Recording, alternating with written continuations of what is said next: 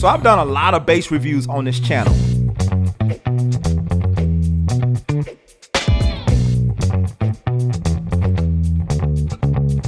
And as you can imagine, one of the common questions that come up for me is, what type of bass should I get? I mean, people are asking me from style of bass all the way to the number of strings that they should buy. So in this video, I just wanted to give you 3 tips from my perspective to help you decide on your next bass. So stay tuned.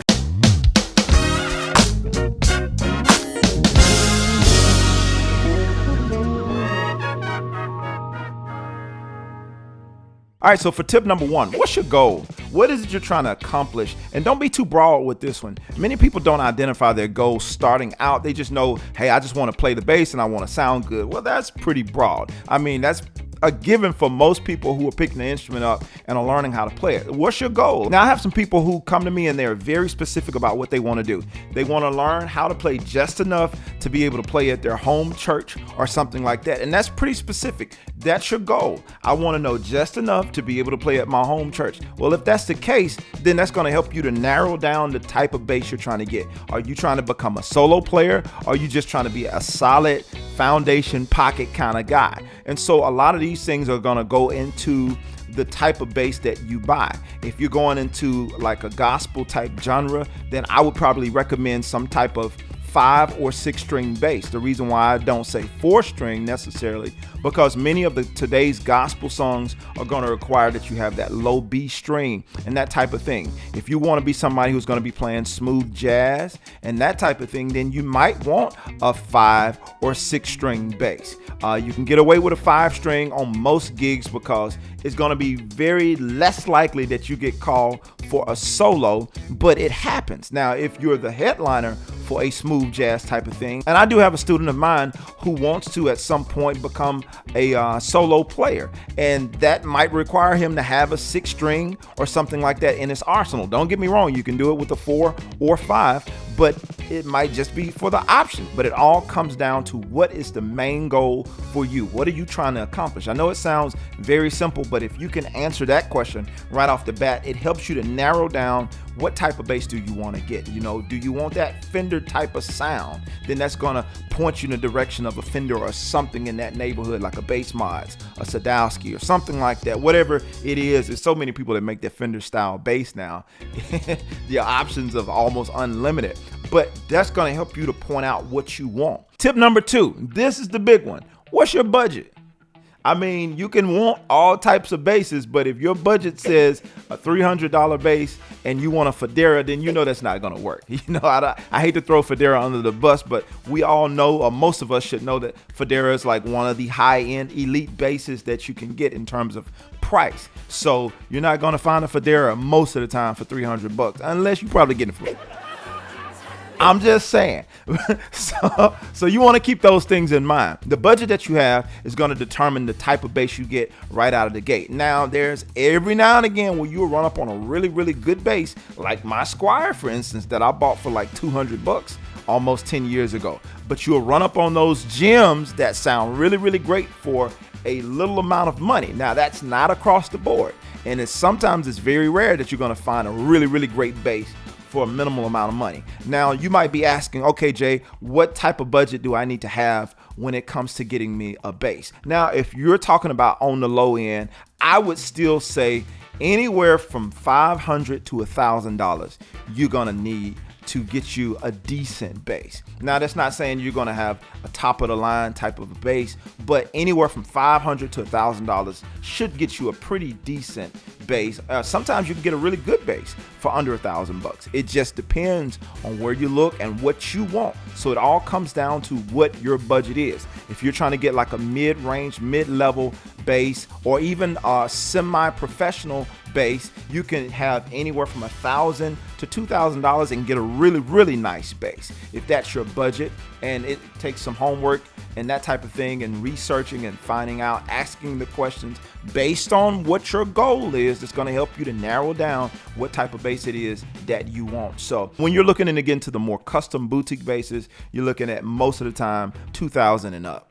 for any of those types of basses. So that gives you kind of a range where you need to be in terms of price range to get the type of bass that you're after. If one of your goals is to own a boutique or a custom like my Warrior bass or my Serene bass, or maybe somebody's MTD bass or Federa or one of those high-end name basses, if that's your preference, then you're going to need to save up some money probably, or just be willing to spend a little bit more money to get a custom bass like that, if that's what you want.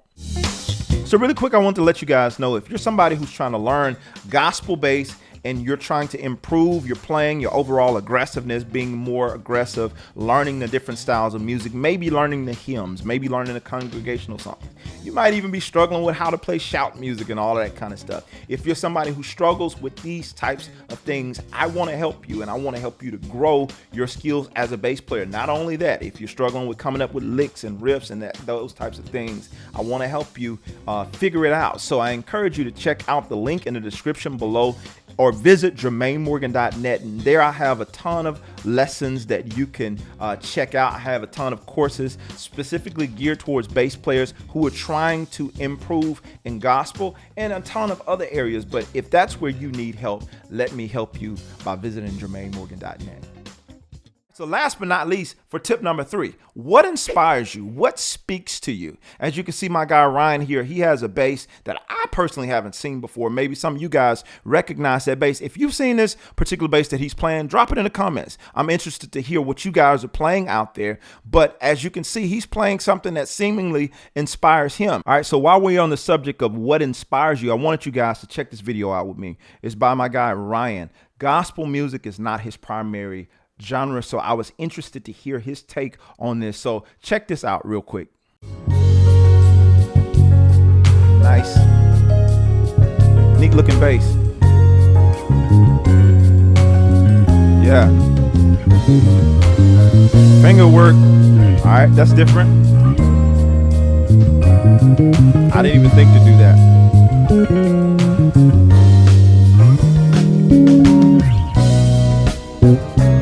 That's okay.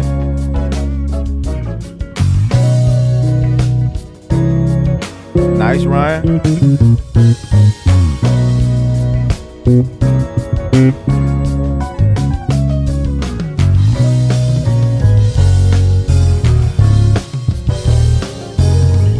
So that was pretty cool. What I like is the fact that he used that as an opportunity to explore some different ideas. Now, I did these jam packs where I break this down. As a matter of fact, if you're interested in playing this, this is on my Straight Gospel. I want to say this is Straight Gospel 1 bass jam pack. Either way, I'll put the link below where you guys can go and check this out, where I actually break down how to play this, or if you just want to do just like Ryan and just simply jam to it, I have those jam packs available as well, with the sheet music and the tab and all this different stuff. But anyway, I like the fact that Ryan used this as an opportunity. Even though gospel music is not his primary genre, he explored it. He's finding out some different things and just trying to see what will work. I like the fact that he used a little diminished idea in the movement that he used going in the little section where he went to the 6 and he used a little diminished walk to get to the 6. I think Ryan is a teacher as well in his hometown somewhere there, and don't quote me on where he lives because I forgot, but I think he's a teacher as well. But I think he did an amazing job. Ryan, thank you, man, for sending this in. This is really cool to watch. It's really cool to hear your perspective, to get a different perspective on how you view this track, how you hear gospel music. And granted, it's always important. Context is everything, but in your own practice time like this, you don't know what will or what won't work if you don't try it. So I applaud you, man, for stepping out, coloring outside of the lines, so to speak, to just see what will work. Ryan reads and stuff as well, so he does have the sheet music there, but he took a little creative liberty, and I ain't mad at it. So shout out to Ryan, man. Great job, man. Thank you for sending this in.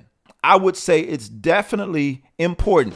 Bass players, y'all are gonna like this. Your spouses, if you're married, are probably not gonna like this, but bass players, it's very important that you have options. If you have an opportunity to be able to afford multiple basses, then that's always great to be able to have the options because one day you might feel this way, another day you might feel another way. And having those options might inspire you in different moments. So don't be so locked in on, I gotta play a 4 strings and no more. 5 strings and no more. Whatever your thing is, don't be so locked in on that. Open yourself up to the possibilities that these different options can give you a different level of creativity. Now, I might spend a lot of time on 4 string when I'm teaching because it makes it a lot easier for the student to understand. And now I can be really creative on 4 string, but most of the time, my most creative thoughts when I'm writing songs and creating music come from the 6 string bass. However, when I'm recording bass as a session musician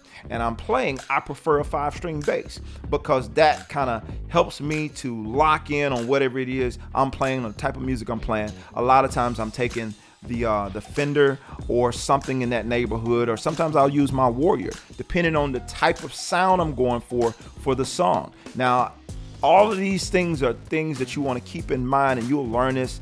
Some of you might already know this stuff, but if you're new, you'll learn these things as you go. Okay, so let's take a quick second to listen to all the different variations of the basses that I played.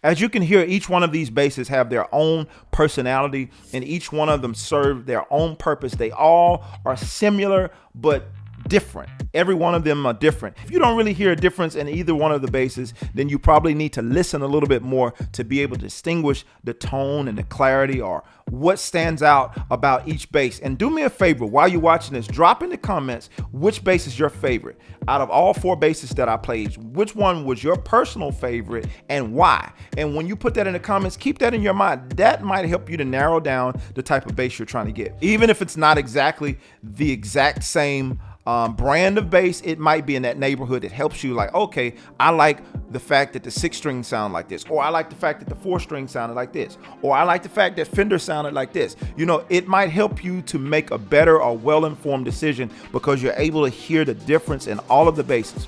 Granted, I didn't go to the thump tone for this particular video, but you can still get a good idea of what the basses sound like based on this particular clip that I played. And so having all of these different things in your mind, you're gonna know what inspires you. So as you listen to these basses, they're gonna help you to know what type of sound inspires you, what type of sound turns you off, because that's important as well. You might be listening to players and it's like, I like the way they play, but it's just the sound of their bass I don't like.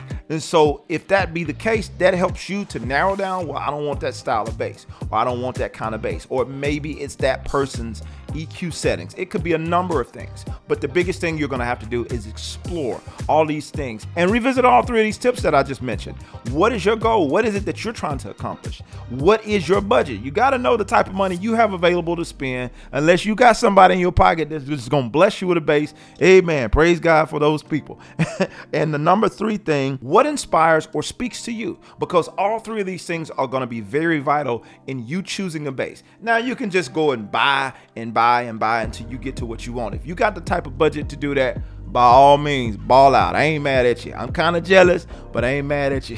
So if you have the money to just keep buying basses until you get to the one that you like, by all means do that. But if you're like the majority of us, you don't have a huge budget to just keep throwing at basses, then you want to do a little bit of homework on the front end to make a well-informed decision, because when you buy that bass, I mean, it's yours, and this is what you have to work with, especially if you only have a limited amount of money. This way you can make a well-informed decision. And it's not about the amount of money you spend on the bass. It's the amount of time that you spend in learning that particular instrument that you play.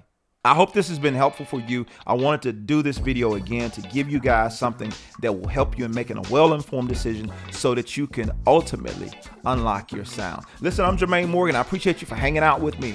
Do me a favor. If you haven't already subscribed to the channel, be sure to hit that bell notification so that you can know when I'm dropping video content just like this. Also, be sure to hit that like, and don't forget to leave your comment below. Hit the share button if you know somebody that would benefit from this, or if you just want to share it on your social media platform. I ain't mad at you. Again, I appreciate you for hanging out with me today. I will see you on the next video. I'm out. Peace.